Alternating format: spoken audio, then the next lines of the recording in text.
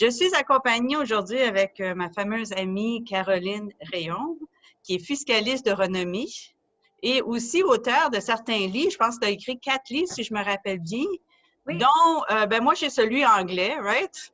Fait que j'ai le fameux Strategies by Trust for Tax and Estate Planning. Puis je pense que tu en as écrit d'autres au niveau de la transmission du patrimoine, une approche avant-gardiste. Oui, oui. Et puis, donc, évidemment, tu connais les fiducies. Et la dernière fois, on a parlé avec les propriétaires pour comment protéger et distribuer leurs actifs à travers la corporation. Mais aujourd'hui, je voulais t'inviter pour un autre cas un peu différent. Pas juste pour les propriétaires qu'on garde des fiducies, mais aussi pour les gens fortunés, que ce soit des professionnels, que ce soit des athlètes. On sait tous les deux que depuis 2018, ils ont changé les lois, ils ont restreint beaucoup les stratégies qui peuvent exister. Est-ce que c'est toujours utile d'utiliser les fiducies à ce point-ci? Malgré les changements là, qui ont été faits en 2018, qui viennent beaucoup restreindre les possibilités de partager le revenu entre les membres de la famille, il reste une stratégie vraiment intéressante qui est d'utiliser une fiducie avec un prêt auto-prescrit. Ça, c'est vraiment encore disponible, on peut encore l'utiliser. Peux-tu m'expliquer un peu comment ça fonctionne exactement? Je pense que notre audience aimerait savoir, peut-être me donner un exemple plus concret. Oui, un exemple, ça va être plus simple. Bon, si on prend un client-cliente, disons qui gagne déjà quand même beaucoup de revenus, qui est imposé un taux d'imposition élevé, disons que cette personne-là aurait 2 millions à investir. C'est sûr que si elle investit sur le marché boursier, ben, paiera de l'impôt sur ses revenus de dividendes, intérêts, gains en capital à un taux élevé. Donc, ce qu'on peut faire, c'est que cette personne-là peut choisir de prêter, en fait, son 2 millions à une fiducie. Et là, ce qui va se passer, c'est que dans la mesure où la fiducie paie un intérêt qu'on appelle un intérêt auto-prescrit et que présentement qui est fixé à 1 par le gouvernement, dans la mesure où je paie mon 1 bien, tous les revenus qui sont faits en surplus, je vais pouvoir les attribuer aux bénéficiaires et ce sont eux qui vont payer les impôts. Là, on comprend ici que si j'ai des bénéficiaires qui sont des petits-enfants, des enfants, un conjointe, qui gagnent peu ou pas de revenus, là, ça devient intéressant si on veut mettre de l'argent dans leurs mains parce que ce sont eux qui vont payer les impôts. Et ça, on voit beaucoup de grands-parents qui ont des sommes qui voudraient payer l'éducation des petits-enfants, des camps de vacances, tout ça, ou les parents qui payent avec leur argent après impôt plusieurs dépenses pour leurs enfants. Mais là, ce qui est intéressant, c'est qu'on peut utiliser les revenus de la fiducie pour payer les dépenses. Et on n'est pas obligé nécessairement de remettre l'argent dans les mains du bénéficiaire, mais si je paye l'école d'un bénéficiaire ou je paye le camp de vacances d'un bénéficiaire, bien, si c'est pour son bénéfice, c'est quand même cette personne-là qui va payer l'impôt sur les revenus. Donc, ça, c'est intéressant. Peut-être quelque chose de super important à retenir, c'est que si on fait la stratégie immédiatement, puis en plus, on est en début d'année, si on la fait immédiatement, comme le taux prescrit est à 1 ça, le taux prescrit, en fait, le gouvernement l'annonce à tous les 3 mois, donc il peut changer, il pourrait monter éventuellement. Mais là, présentement, il est à 1 Si on fait le contrat de prêt tout de suite, bien, même si le taux prescrit devait changer, augmenter, nous, la fiducie continuerait à payer 1 parce qu'on prend vraiment le taux au moment du prêt. Petite chose toutefois à se rappeler, hyper importante, si on ne veut pas perdre tous nos avantages fiscaux, les intérêts doivent toujours être payés au plus tard le 30 janvier de l'année suivante. Donc, si on met ça en place cette année, le 30 janvier 2022, c'est notre date limite pour payer nos intérêts, mais autrement, c'est quand même une stratégie pas très compliquée puis qui peut amener vraiment des économies intéressantes. Mais d'ailleurs, en parlant d'économie, je présume que si on parle de ce sujet-là, toi qui es une top des chiffres, une pro des chiffres, tu dois avoir quand même regardé un peu, est-ce qu'il y a parce que là, ici, je parle en théorie, là, mais est-ce qu'il y a des vraies économies? Là? Toi, est-ce que tu as été capable de voir que oui, effectivement, ça peut être vraiment pertinent, cette stratégie-là? Bien, c'est sûr, comme on a commencé cette discussion-là, évidemment, à regarder un cas particulier qu'on regardait. Et oui, j'ai fait les chiffres. Et oui, il y a de l'économie au niveau de l'impôt, surtout si les enfants ou les bénéficiaires sont à un taux plus restreint.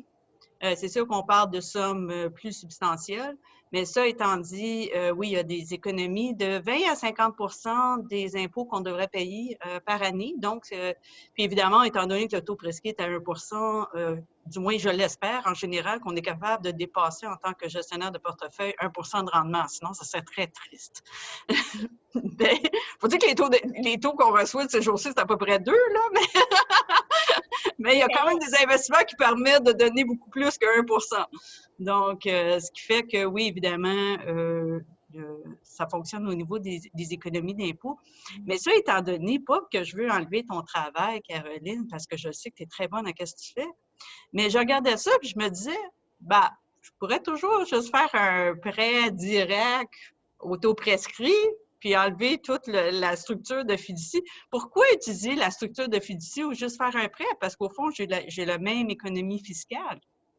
Bien, en fait c'est une bonne question, mais ici, on parlait de pouvoir faire du fractionnement de revenus avec des mineurs. C'est sûr que faire un prêt à un mineur, on comprend qu'il y a des contraintes parce qu'un mineur ne peut pas nécessairement signer un contrat, donc j'ai des contraintes juridiques. Si j'allais avec un enfant majeur, évidemment, une fois que j'ai prêté l'argent, si c'est l'enfant qui fait ses propres placements, c'est sûr qu'avec la fiducie, si c'est moi qui ai fait le prêt, j'ai nommé des fiduciaires qui, eux, vont vraiment surveiller l'évolution des placements. Donc, il y a quand même un meilleur contrôle pour la personne qui prête. Et bien, c'est sûr qu'il y a toujours un risque de marché là, selon les placements qui sont choisis, mais les fiduciaires sont quand même là pour faire un bon suivi et pouvoir faire les ajustements nécessaires avec les professionnels. Il y a aussi la flexibilité. Parce que si j'ai plusieurs bénéficiaires, puis si durant une année, un bénéficiaire a besoin de plus d'argent qu'un autre, j'aurai la flexibilité de dire, bien, cette année, on va payer plus de revenus à Julie, l'année suivante, ça sera à Martin. Donc, il y a quand même aussi cette flexibilité-là. C'est certain qu'avec le conjoint, il y a des gens qui vont faire carrément le prêt avec le conjoint, mais si j'ai la possibilité, si on a d'autres membres de la famille qui payent peu ou pas de revenus, souvent, on va quand même vouloir opter pour la fiducie. Ce qui donne beaucoup plus de flexibilité. Ouais. Mais ça étant dit, en tant que professionnel, quand est-ce que je regarde mes clients puis je leur dis, savez-vous, à votre niveau de revenus ou d'actifs, vous devriez sérieusement considérer à regarder une fiducie? Bien, c'est sûr que lorsqu'on parle d'un prêt qui va générer des revenus, ça prend quand même un minimum de capital qu'on va vouloir investir. Souvent, on parle d'un minimum d'1 million, mais l'année passée, je l'ai fait à quelques reprises avec des clients qui ont utilisé 800 000. Puis, c'est une question de s'asseoir, bon, par exemple, avec toi puis, ou avec le comptable, le fiscaliste, et on regarde les chiffres. C'est de voir, bien, la politique de placement versus mon taux d'intérêt. Il y a aussi combien de temps je pense pouvoir faire ma stratégie. Donc, si je peux la faire quand même sur plusieurs années, ça peut être intéressant, peut-être même si je n'ai pas nécessairement un minimum d'1 million. Donc, il y a quand même certains éléments à regarder pour arriver au chiffre, mais on dirait que généralement, 1 million et plus, souvent c'est une bonne somme en termes de capital. Et il faut aussi dire, bon, mais souvent, bien, je sais que tu as souvent des clients qui ont une double citoyenneté, Canada, États-Unis, ou d'autres, là, mais principalement eux.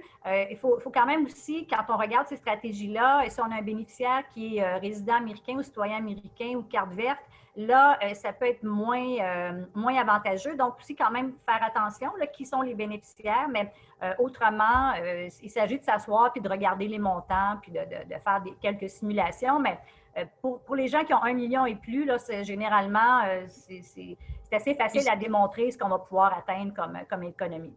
Puis ça ne coûte rien non plus pour juste regarder, right? Au moins d'avoir une idée. Non, mais c'est vrai. Faire un appel puis de dire, est-ce que je devrais regarder?